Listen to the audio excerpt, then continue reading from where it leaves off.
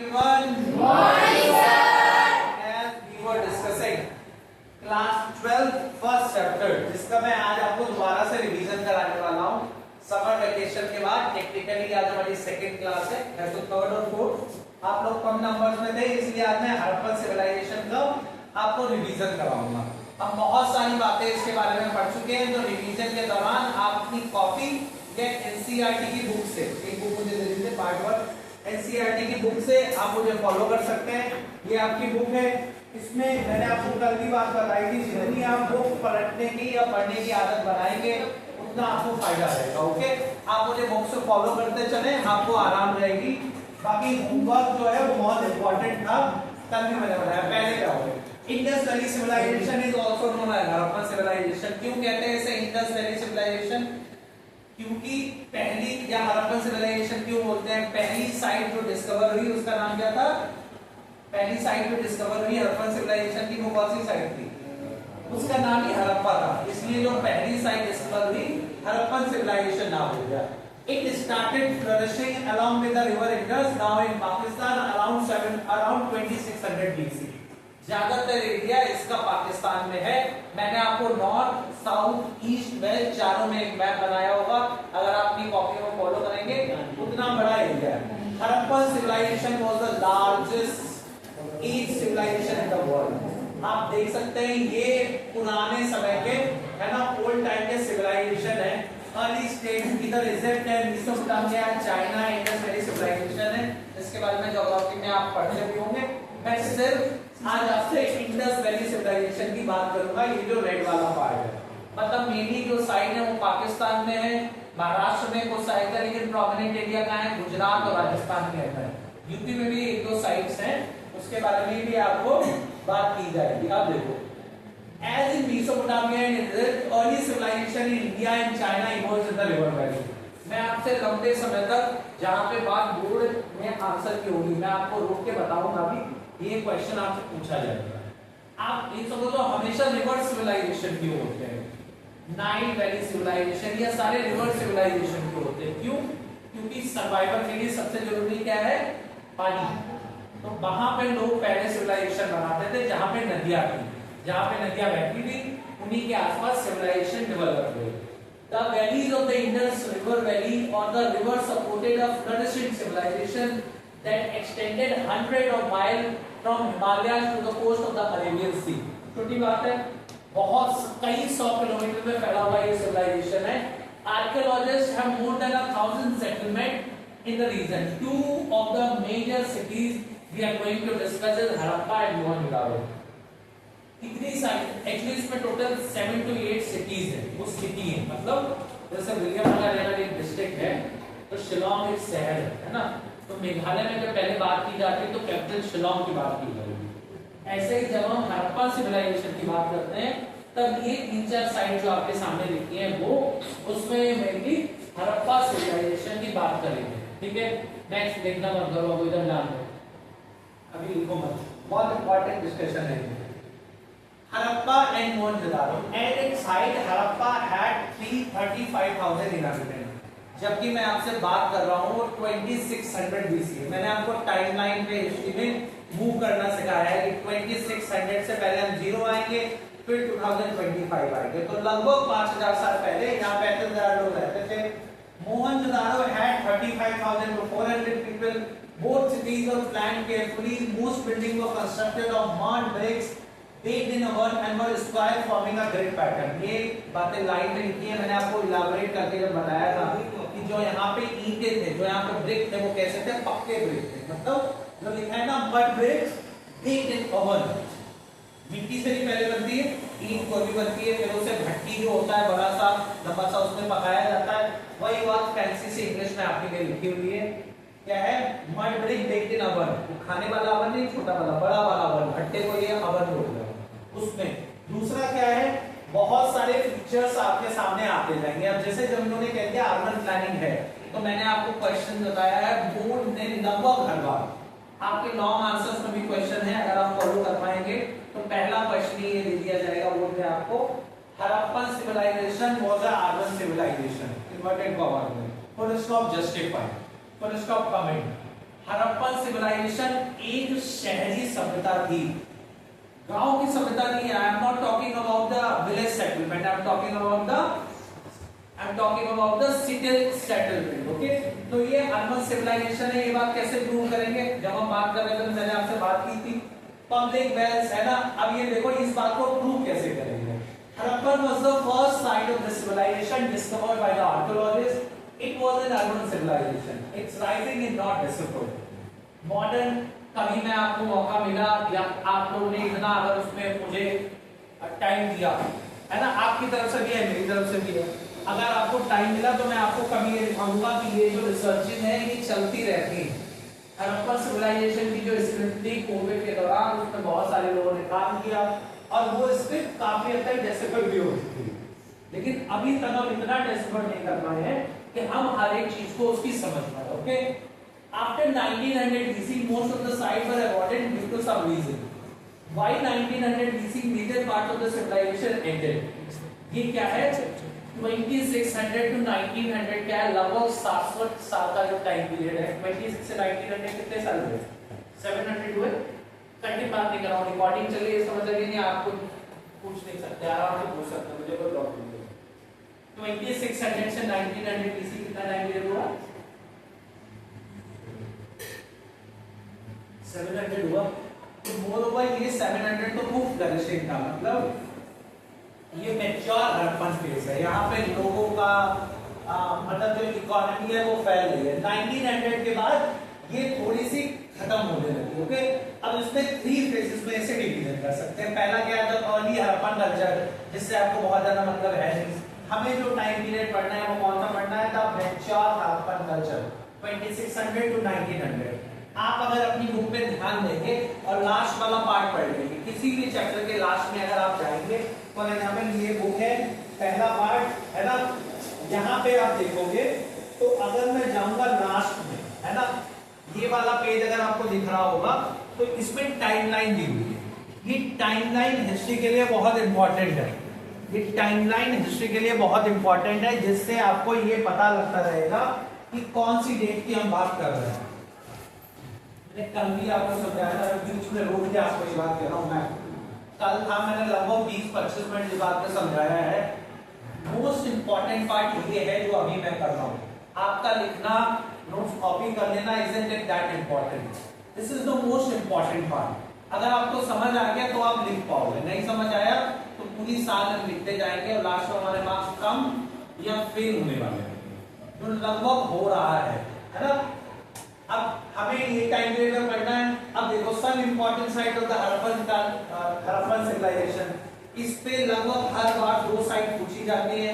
Marking बना के आपको दे देते हैं, आपको पहचानने को बोलते हैं कौन सी साइट है ये, है ना। तो कौन सी साइट आपसे पूछी जाती है? कालीबंगा, लोथल, रानीगढ़ी, धोलावीरा, रूपा, हड़प्पा, गनेरीवाला, चंद्रदारो, सुत्ता बेंगलोर, मोहनजोदारो, आमलीपाड़ा, कोटकोट, विजयनगरपुर, नागेश्वर, गनेरीवाला। 2-3 ज्यादा लिखी है। बोर्ड ने एग्जैक्टली बता दिया है, आपको बिल्कुल डरने की जरूरत नहीं है। आपको ये नहीं देखना अरे बाप रे इतनी सारी साइट, मुश्किल से मुश्किल 8 to 9 साइट्स हैं जो सीबीएसई ने पहले ही बता दिया है कि हम आपको उन्हीं से क्वेश्चन पूछेंगे। तो आपको वो साइट की सिर्फ मॉडल लोकेशन दे देंगे, जैसे फॉर एग्जांपल कालीबंगन या लोथल। कहाँ पे लोथल बताओ कहाँ पे? कोई बता सकता है? गुजरात। धोलावीरा कहाँ पे? धोलावीरा कहाँ पे? गुजरात। कालीबंगन कहाँ पे? राजस्थान। कैसे पता लगेगा हमें? कुछ लोगों को तो इंटरेस्ट से पता लग गया है, आप मैप देखेंगे आपकी बुक में दिया हुआ है। बाकी हम इस चैप्टर को इतनी बार रिपीट करेंगे कि आपको इस साइड से पता लगने लगेगा ये कहाँ पे है। बस आपको इंडिया के पॉलिटिकल मैप में ये जानना है कि कौन सी मॉडर्न स्टेट कहाँ पे है। आगे चलें, ये देखो ये जो है ये साइट के नाम है। इंडस रीजन के बारे में ये ग्रीन वाली साइट बनी हुई है, इनके बारे में हम बात करने वाले हैं। हड़प्पा आपको दिख रही होगी, है ना, मोहनजोदारो दिख रही होगी। इंडिया के अंदर कई साइट है, देखो धोलावीरा ये हो गया, कोटदीजी ये हो गया, ओके। हड़प्पा की वो साइट हो गई, रानीगढ़ी ये हरियाणा में हो गई। ऐसे साइट अभी इसको ज्यादा टेंशन नहीं लेनी, मैं मैपिंग कराऊंगा। मैंने पहले चैप्टर की थोड़ी सी कराई है आपको और अच्छे से कराऊंगा, अभी सिर्फ थ्योरी कर रहे हैं हम इसकी। मेजर डेवलपमेंट देखने की कोशिश करते हैं। टाइमलाइन है, पूरी आपको याद नहीं करनी। पहले ये देखते हैं कि ये हड़प्पन सिविलाइजेशन खोजा कैसे गया। 1875 में क्या हुआ, अलेक्जेंडर कनिंघम थे, एक बाद में चल के एएसआई के डायरेक्टर जनरल भी बने। एएसआई मतलब आर्कियोलॉजिकल सर्वे ऑफ इंडिया। ये कई सारे डेवलपमेंट हैं, इतने सारे लोगों ने इसमें कंट्रीब्यूशन किया। इनिशियली क्या हुआ, जब हड़प्पन सिविलाइजेशन ढूंढा गया था तब लोगों को ये भी नहीं पता था, जैसे मैंने आपको बताया कि एक रेलवे का प्रोजेक्ट चल रहा था ईस्ट इंडिया कंपनी का, उसमें हड़प्पन सिविलाइजेशन की ईंटें ब्रिक निकाल के यूज कर लिए गए, क्योंकि लोगों को पता नहीं था इसके अंदर पूरा एक सिविलाइजेशन दबा हुआ है। मैं आपको पहले ही बता चुका हूँ, वर्टिकली खोदने से भाई अगर मुझे ये सिविलाइजेशन है, मान लो ये सिविलाइजेशन जमीन के नीचे चला गया है ना, अगर आप उसको वर्टिकली खोदेंगे ऐसे तो ये डूब जाएगा, बीच से आपको पूरा आइडिया नहीं लगेगा। तो ऐसे खोदते हैं हॉरिजॉन्टली। जब आप हॉरिजॉन्टली खोदते हैं तब आपको क्या लगेगा, पूरी पिक्चर पता लगेगी, बिल्डिंग है वो टूटी नहीं निकलेगी। ठीक है, एक टाइमलाइन है। अब आगे देखो, there were several archaeological culture in the region, है ना, ये जो कई तरीके की साइट हमें धीरे धीरे ढूंढने को मिली है ना, इन साइटों पे अलग अलग तरीके के प्रूफ मिले। अब आ जाओ, सबसे ज्यादा इंपॉर्टेंट एक तो क्वेश्चन इसमें इंपॉर्टेंट बनता है कि अर्बन कल्चर क्या है ना, अर्बन कल्चर था, इस बात को आपको प्रूव करना है। आपको क्वेश्चन दे दिया जाएगा, आपने पहला क्वेश्चन जब लिखा होगा, बिल्कुल क्वेश्चन नंबर 1, तब इसी क्वेश्चन में ये बात लिखी गई है कि आपको प्रूव करना है कि अर्बन कल्चर था। कैसे था भाई, ग्रिड पैटर्न था, हाउसेस का डिजाइन बना हुआ था, जो सीवेज पाइपलाइन थी, पाइपलाइन तो मॉडर्न टर्म हो गया, जो उस समय पानी निकालने का वो था, है ना, वो कैसा था, एकदम प्लान में था। अब दूसरी बात मैं आपसे क्या कह रहा हूँ, इकोनॉमिक लाइफ अगर हम हड़प्पा की बात करें तो कैसे बात करेंगे, बात करते रहेंगे तो कैसे हम करेंगे। इकोनॉमिक लाइफ देखो, substance strategies of the people, मतलब सब्सटेंस मतलब क्या होता है, रहने के लिए, खाने के लिए, जिंदा रहने के लिए, काम करने के लिए लोग क्या करते थे। Substance strategies of the people including hunting and gathering, cultivation, pastoralism and distribution. Main क्या करते थे, हंटिंग गैदरिंग तो करते थे, लेकिन एग्रीकल्चर काफी बड़े नंबर में करते थे। पेस्टोरलिज्म मतलब क्या होता है, पशु पालन करना, कैटल्स को भी मतलब साथ में रखते थे। People relied on many plants and animals, fishing and agriculture for their food। आपसे पूछा जाएगा हड़प्पन सिविलाइजेशन में लोग खाते क्या थे, आपको फूड हैबिट बतानी है। कैसे पता लगा हमें बार्ले के, वीट के, फिश की बोन्स के प्रूफ मिले हैं, जिनसे हमने कार्बन डेटिंग की हेल्प से पता जा रहा है कि आपसे क्वेश्चन पूछ लिया जाएगा कि कौन सी साइट पे कल्टीवेशन के प्रूफ मिले हैं, हड़प्पा की कौन सी साइट पे कल्टीवेशन के प्रूफ मिले हैं। कल भी मैं आपसे कह रहा था, आज भी कह रहा हूँ, हिस्ट्री में सबसे इंपॉर्टेंट क्या है, आपको क्लियरिटी होनी चाहिए क्वेश्चन पूछा क्या जा रहा है। अगर क्वेश्चन पूछा हुआ पता है तो हम आंसर दे पाएंगे। Different type of food available to the people, क्या क्या खाते थे हड़प्पा के लोग, variety of plants and animals खाते थे। Archaeological found grain such as wheat, barley, lentil, chickpeas, sesame and Harappan site. In Gujarat millets have been found, rice was found rarely. Rice जो है वो मिला है लेकिन कम खाते थे। ज्यादातर लोग क्या खाते थे, व्हीट खाते थे, बार्ले खाते थे, लेंटिल्स खाते थे, चिकपीस खाते थे, सेसमे खाते थे, कुछ चीजें आप आज तक खाते हैं, लगभग सारी चीजें खाते हैं। ठीक है, बोन्स किसकी चीज की मिली है, bones of cattle, fish, foul, एक तरीके की बर्ड, शीप, गोट, बफेलो, पिग, डियर और इतने तरीके की कैटल्स की हमें वो मिली है। इसका मतलब क्या है, इसका मतलब ये नहीं सबको खाते थे, कुछ जानवर थे जो कैटल्स थे, उन्हें अपने दूध के लिए या उनसे डेयरी का कुछ है ना, दूध वगैरह के लिए उन्हें रखते थे। एग्रीकल्चर देखते हैं, agriculture was the main occupation of the Harappa. अब आपको क्या समझने की जरूरत पड़ेगी कि हड़प्पा सिविलाइजेशन में मेन ऑक्यूपेशन क्या है। आपसे पूछा जाएगा हंटिंग गैदरिंग मेन ऑक्यूपेशन है, क्योंकि एंशिएंट इंडिया में जब आप इतने पुराने समय में जाओगे तो एग्रीकल्चर होता था। हड़प्पन सिविलाइजेशन में एग्रीकल्चर मेन होता है, लोग जानवरों को मारते हैं लेकिन मेन काम क्या है, एग्रीकल्चर है। It is very difficult to reconstruct actual agriculture practices carried out by the Harappan। इसे पॉज करना है, पॉज करना, स्टॉप करना। ओके, क्या है, हमें एग्रीकल्चर कैसे होता था एक्चुअली तो हमें नहीं पता। क्यों? क्योंकि हम हड़प्पा की लैंग्वेज को पढ़ तो नहीं पाए, लेकिन हमने जो वहां पे प्रूफ मिले हैं उसकी मदद से ये जानने की कोशिश की है हड़प्पा के लोग एग्रीकल्चर कैसे करते थे। Terracotta structure of bull and their representation on the seal indicate that bull was known to them. मैंने आपको सील भी दिखाई है, हड़प्पा की मूर्ति भी दिखाई है, दोबारा भी दिखाऊंगा, है ना। बुल का फोटो उन्होंने सील्स पे भी बनाया है। और टेराकोटा क्या होता है, एक तरीके की मड जैसा स्ट्रक्चर होता है, आप लोग क्ले जिससे कहते हैं टेराकोटा टाइप की होती है, उसका भी स्ट्रक्चर बना हुआ निकला है। तो इसका मतलब क्या है कि बुल लोगों को ढूंढता। From this the archaeological assume that the oxen were used for ploughing. अब भाई बुल मिल गया तो बुल से क्या करते होंगे, खेती करते होंगे, खेतों को जोतने में बुल का काम। ऑक्सन मतलब क्या होता है, बैल, है ना, उसके पीछे जुताई करते होंगे, कल्टीवेशन समझते हैं ना, cultivation. Archaeological agriculture technologies of the Harappan. Moreover, the archaeological have found terracotta models of flow and site in Cholistan and Manali। अब आपसे क्या पूछा जाएगा, मोस्ट इंपॉर्टेंट क्वेश्चन क्या है, टेराकोटा मॉडल्स ऑफ फ्लोइंग कहाँ मिला है? टेराकोटा मॉडल्स ऑफ कहाँ मिला है? दो साइट पे मिला है, चोलिस्तान और बनावली में। और बनावली कहाँ है? हरियाणा। तो एक साइड आपके लिए बहुत इंपॉर्टेंट हो जाती है, वो क्या है? बनावली हरियाणा में। हम कभी नहीं भूलेंगे, एक नंबर का क्वेश्चन आ सकता है, आंसर में तो आप लाइन यूज कर ही सकते हैं कि जब भी आपको एग्रीकल्चर की बात लिखनी है आप लिख सकते हैं terracotta model of flow. Flow मतलब क्या होता है, हल, है ना।